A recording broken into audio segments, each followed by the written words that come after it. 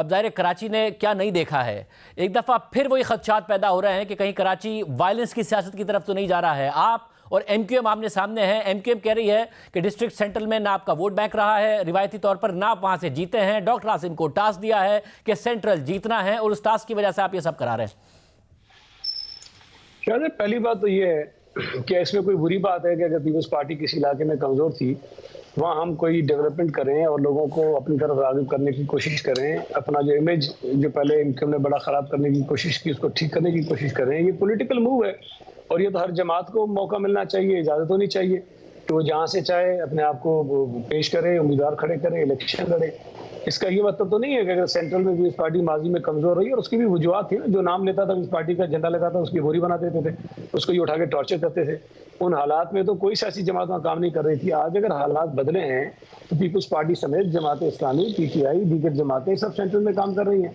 अगर यही हमारा जुर्म है तो फिर मैं समझता हूँ कि इस पर बहुत बड़ा सवालिया निशान है कि एमक्यूएम आज भी मगर आप इल्जाम कुछ और लग रहा है। जैसे 2018 में एमक्यूएम बैकफुट पर थी, सेंट्रल में 2 सीटें पीटीआई ले गई, 2 एमक्यूएम ले गई, मगर इस वक्त आप पर इल्जाम लग रहा है कि आप जो एंट्री देना चाहते हैं वो सियासी मूव के तौर पर नहीं, वायलेंट मूव के तौर पर देना चाहते हैं। वो ये इल्जाम लगा रहे हैं, बंदा उनका मारा गया है। वो शायद मैं पिछले कई दिनों से, शायद कई हफ्तों से एक बात बार बार कह रहा हूँ, निशानदेही कर रहा हूँ कि मुस्तफ़ा कमाल जिस किस्म की लैंग्वेज इस्तेमाल कर रहा है, जिस किस्म की धमकियां दे रहा है, और पिछले सिर्फ 10-12 दिनों में कई ऐसे वाक़यात हुए हैं जिसमें एमक्यूएम के लोग मुलविस हैं, जिसकी वीडियो फुटेजेस मौजूद हैं। पहले इन्होंने नॉर्थ नाज़िमाबाद में हमारे दफ्तर में हमला किया और हमने जब उसकी एफआईआर कराई तो आप देखें ना, जो क्रिमिनल्स नहीं होते वो करते क्या है कि अगले दिन इन्होंने जो मुद्दई था हमारा उसके खिलाफ एक एफआईआर दर्ज करा दी ताकि उस केस को ये दबा सके।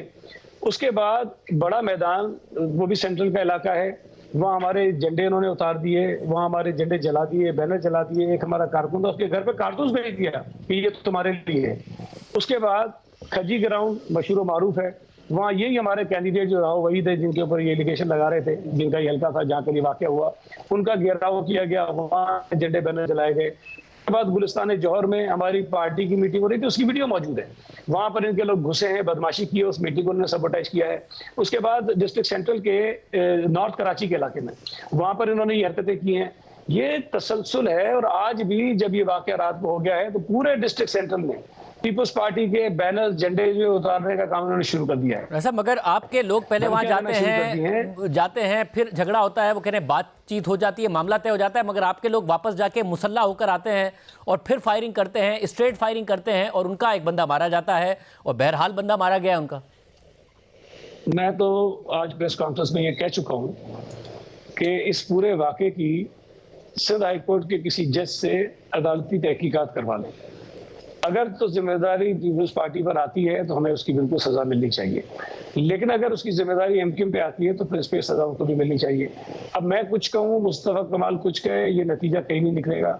अदालती तहकीकात कराएं। और ये जो वीडियो दिखा रहे हैं, मैं तो बड़ा हैरान हुआ कि एक वीडियो इन्होंने खुद चलाई है, उसमें ये दिखा रहे हैं कि लोगों के हाथ में क्लैशनकोफ है, उस पर दायरे बनाए और कह रही पीपल्स पार्टी के दहशतगर्द हैं। और अजीब पीपल्स पार्टी के दहशतगर्द हैं कि ये फायरिंग कर रहे हैं जब पीपल्स पार्टी के लोगों की गाड़ियां खड़ी उस तरफ, और उसके बाद ये उसी गाड़ी की तरफ जाते हैं और वही मजमा लगता है, वही जो गाड़ी में लोग बैठे हैं उनको कूटते हैं, ये मारते हैं। और वो जो वीडियो बनाने वाला कह रहा है कि सबके हाथों में पिस्टल है, सबके हाथों में गन है।